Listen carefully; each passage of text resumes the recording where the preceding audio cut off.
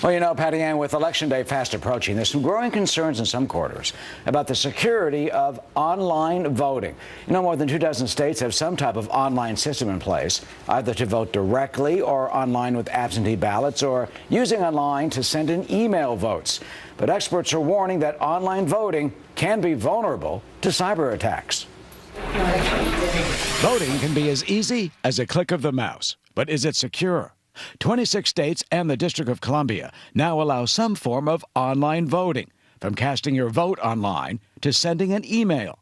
But after high-profile hacks like those at the Democratic National Committee, the Obama administration is looking at ways to protect online voting. There is a vital national interest in our election process, so I do think we need to consider whether it should be considered by my department and others critical infrastructure.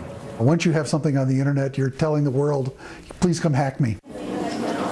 MIT professor Ron Rivest, an internet voting expert, says despite the promise, online voting is not yet foolproof. There's lots of wonderful ways the internet can contribute to elections, but putting voting itself online, to me, is a step too far. That's over the line. We don't know how to do it securely. You're inviting trouble. Every country overseas that has an axe to grind with the U.S. can try to get in and manipulate the election. Washington, D.C. allows members of the military and other voters who live overseas to email their votes. Officials there say they've had no problems. It's been going well. We've had this program for a few years now, and the only downside that I can see to it is that the voter is required to waive the secrecy of their ballot. But even the U.S. Election Assistance Commission, the federal election agency, is cautious.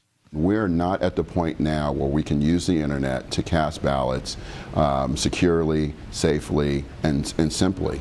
But at some point, we should be able to do that. I hope we can do that in my lifetime. Well, and as it turns out, just last month, Illinois shut down its voter registration base after it may have been hacked. Officials reportedly blaming a, quote, highly sophisticated attack, most likely from a foreign entity. And Arizona took its registration system offline, too, after it, too, may have been compromised by a hacker.